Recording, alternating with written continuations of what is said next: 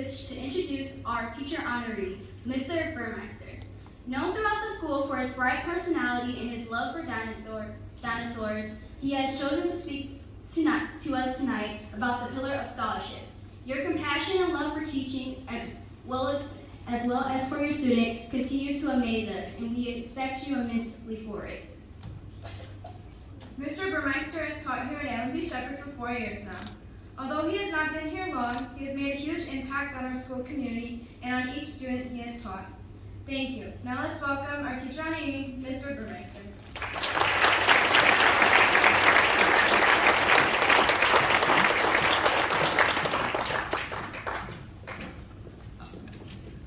Thank you, Maggie, Chloe, Roxy, and Sophia. I also want to thank your outstanding NHS sponsors, Ms. Quinlan and Ms. Young, for running this club and putting on such a nice ceremony. I also want to thank our administration, especially Dr. Walder, Dr. Pollack, and Mrs. Neeson, for being here tonight and helping develop a school climate and culture that allows these individuals to flourish and excel. So I was asked to speak tonight about scholarship. I noticed that I volunteered. And as a teacher, this probably should be the easiest talk I can give. All I really need to do is come up here and tell you all what I tell you every day, which is do your homework, get good grades, go to college. Scholarship is probably the easiest pillar for you all to understand. NHS kids, raise your hand if you know your GPA and class rank right now. All right, keep it raised if you know at least one or two other people in this group's GPA and class rank as well. All right, thank you. So, scholarship might be the easiest pillar to quantify, and I think that's probably the reason it is the most misunderstood pillar of NHS. My senior year of college, we took a StrengthsFinder personality test that was designed to highlight 4 or 5 key aspects of our personalities. We'd be assigned descriptors like assertive, or empathetic, or maximizer, and this was intended to help us be more aware of our interpersonal and professional strengths. Now, it's several years ago now. I don't remember all of my strengths, but I do remember one of them. That was learner. 2 of my friends, who are ironically now working in college administration jobs, would tease me about this title because it seemed so cold compared to theirs.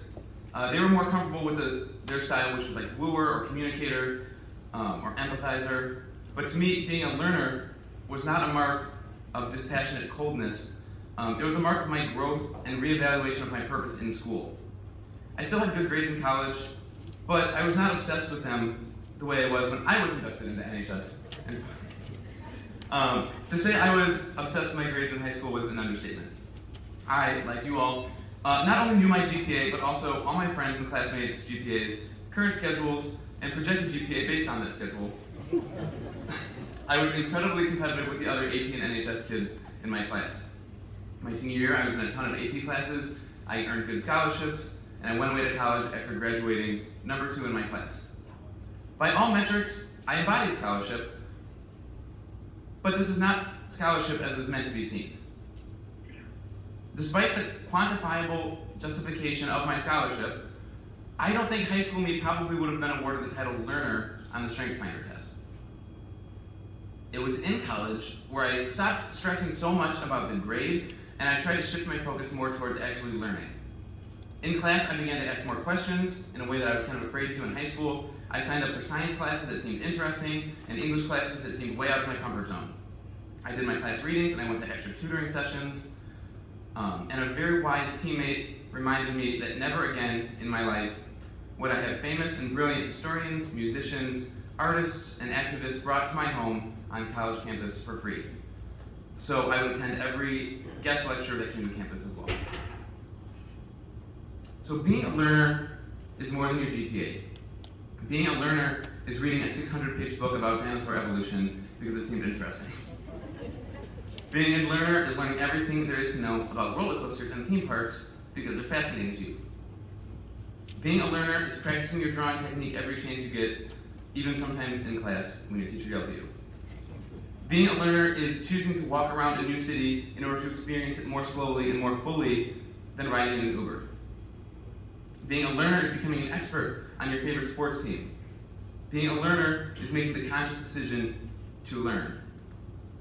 And that, I think, is why the scholarship pillar is so nebulous. It is on paper easily quantifiable with your GPA and class rank and AP score and SAT score, but in reality it's a choice.